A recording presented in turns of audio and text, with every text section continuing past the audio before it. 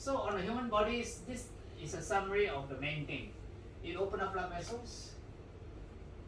It vibrates water molecules like microwave, and it activates your organelles in the cell, particularly mitochondria, which is your powerhouse, which give you the energy to synthesize the proteins, the various molecules that the body needs. And hyperactive cells get normalized, that is, they get the intensity of activity get reduced so that they become normal, especially useful in inflammation. And then it has an effect of unzipping the DNA, that means making it active. So DNA is the two strands are maintained together by hydrogen bonds, and this is broken up. So dilate blood vessels, blood flow through, right? These are arterial, these are veins coming through. As it goes through, water and other soluble substances leave. This includes your nutrients, your vitamins, anything that you need. Yeah? So as you go through, waste products enter. Okay. So since this is under pressure from the heart, this comes out easily. But since this is not under pressure, it is very hard for all the waste products to go into the veins. So we have to supplement the veins, something called the lymphatic system, for drainage. Excess water, excess waste products go into the lymph vessels and they return to the heart. That's how it works. So if Terahertz can open this up, this goes faster, isn't it? It's not just giving you the nutrients, it is removing the waste product. Circulation is not just a supply, but also to take away all the waste which would otherwise cause you problems. You see? And that's why, that's the effect of Terahertz if you have a swollen leg or any parts of the body which is swollen. It induces circulation, which means things go back to the heart to be utilized again. Regulate inflammatory response. So all these are inflammatory proteins, molecules, which when they get activated, if it's an infection or something acute, if an injury, this is useful. It heals the part of the body if it's acute. But what happens is that sometimes it becomes chronic. So the body still continue to activate the inflammatory response when it's not needed. So what happens is that the inflammatory response causes problem.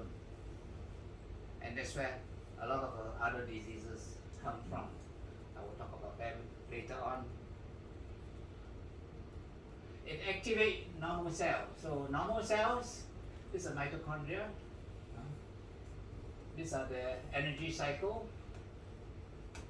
And respiratory chain, in other words, oxygen is brought in and things have to happen.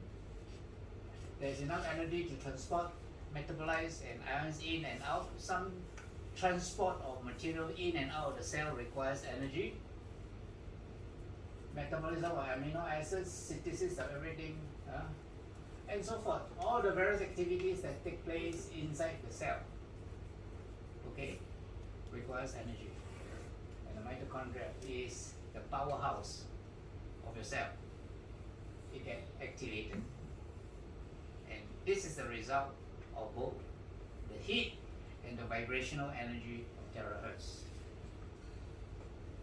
It causes apoptosis of normal cells. Apoptosis is cells committing suicide. When the cells become old and is useless, our body is programmed in such a way that the cell that is no longer of any use, it will kind of kill themselves. So these are normal cells. When they become atypical, they go through this process, where the nucleus begin to fragment and the the cell began to send out chemical signals that basically say, find me and eat me. So they are recognized by the white blood cells, some white blood cells, right? Mast cell, some of the neutrophils, and all that. They're able to engulf any material that is foreign. So when they send out this chemical signal, they are ingested into the mast cells and they are eaten up, they are degraded, you know. So this takes place normally. It happened. Every 3 months there's a different you. Because every 3 months all the cells in your body get changed, get renewed. The old pass away, you have a new you in terms of cell. Of course, basically you're still the same because your cell reproduce identical copies of the same cell, and so basically you're the same. But if you detect, the chemicals in the cell is different already. So you can say, name anybody in history, Julius Caesar, Qin Shi Huang, anybody. Chances are the oxygen, the water that you drink are the same molecules that have gone through them. Very likely.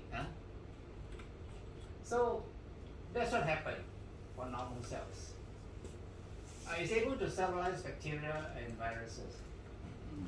So what happened is that when Terahertz shines on viruses, they cause the protein inside the bacteria to rupture.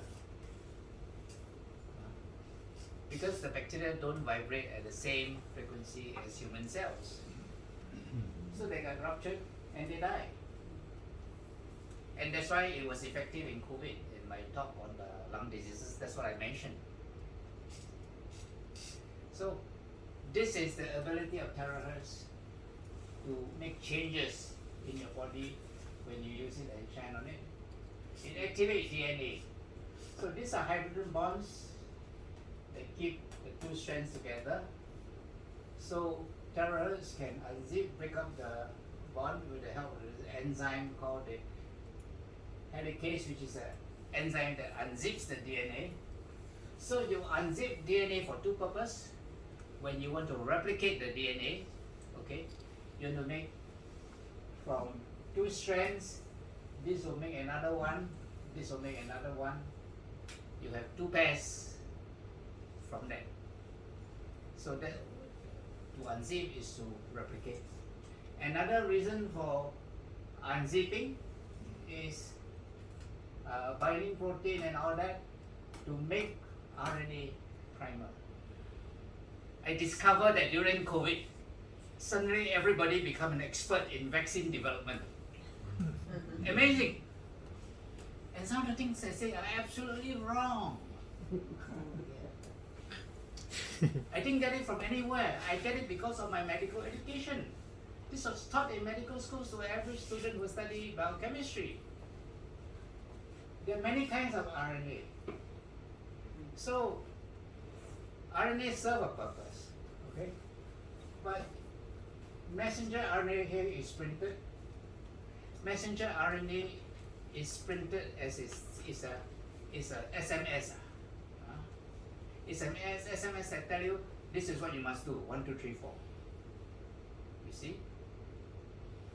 So the mitochondria receive this SMS, say, okay, make this, do this, do this, do this, do this. It will do exactly as what the messenger RNA say. Of course, there are many kinds of RNA. Messenger RNA is one specific type. So that's what messenger RNA does. And how long does messenger RNA last in your body? Not more than 30 minutes.